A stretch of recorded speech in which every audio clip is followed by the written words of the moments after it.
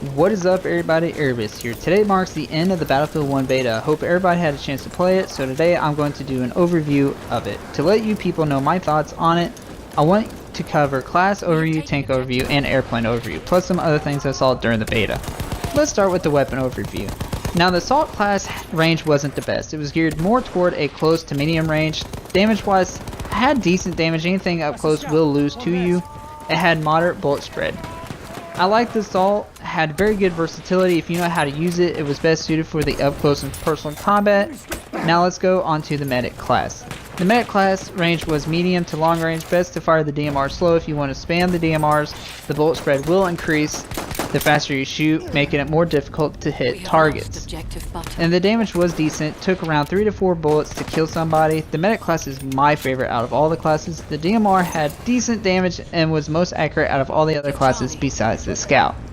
Next is the support class. The range while running was close to medium. With bipod, it made it from medium to longer ranges. Utilize the bipod, gets a lot more accurate the longer you hold the trigger.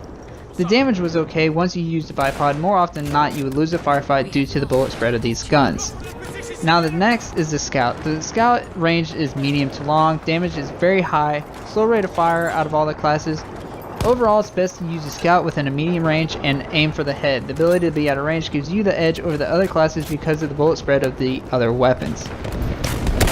I felt all the classes were balanced, nothing was stronger than the other, each has its strength and weakness. Each class played very unique, which makes you have to adapt and play in a different way than you usually would. Now let's talk about the tanks.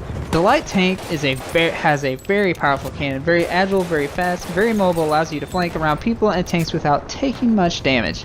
Plus it had very decent armor.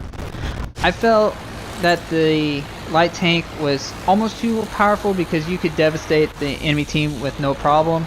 Overall, the light tank is a force to be reckoned with. It will be nerfed in the final product, so we'll see how it pairs up to the other tanks when the final release comes out.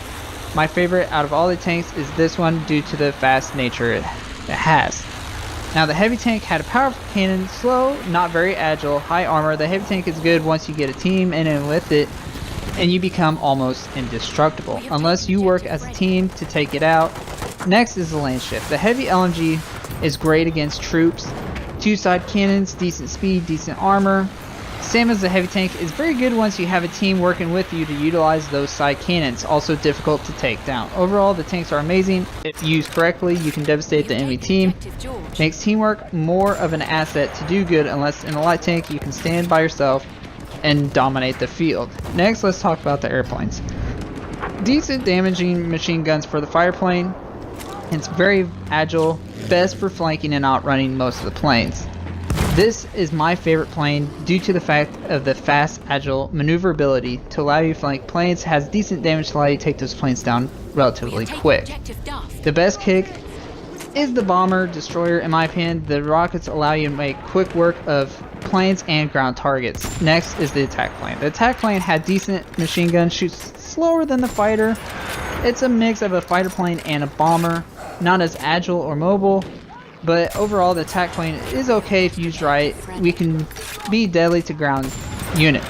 Best if 2 players on the plane to have use of that telegunner to help you against flankers. Not a bad plane at all, deadly against a train.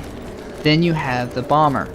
The bomber is very slow, great for ground targets, has 2 gunners front and back, a heavy LMG in front with a light LMG in the back. Not very agile, bombs do great damage to everything on the ground. The bomber plane is okay if you got the skies clear. Other than that, it's an easy target for air and ground troops to shoot at. It does decent damage against everything on the ground. Personally, I suggest the attack plane over the bomber. Now overall, the planes are very well balanced. I feel each have a specific and unique feel, which I like. The flying, it's much slower to allow for a better dogfight scenes, which is amazing to experience. I'm loving this game. Everything has great strengths and weaknesses, which means you have to adapt your playstyle to use these new kits. I like the fact that this game focuses more on team effort than being a lone wolf. The ability to allow the infantry to do damage against the airplane is a great idea. I also love the flat cannons. They take planes down with no effort. Tanks, the same way. If you work as a team, you can take the tanks down no problem. I felt the battle pickups weren't overpowered at all. Either they were balanced decently. Overall, I feel this game is going to have a long life in the gaming community. I can't wait to experience the other maps and play the campaign. I hope everybody had a chance to play the beta and experience this awesome game. There were bugs and glitches, but that's expected in a beta. Well, that's all I have for you guys today. Thanks for watching. I hope you enjoyed. Leave a like and a comment down below of your thoughts on the beta. Did you enjoy it or did you hate it? Comment down below. Subscribe for more game footage, guys. And until next time, guys, have a great day and game on. We have taken objective butter. Yeah, enemy bomber.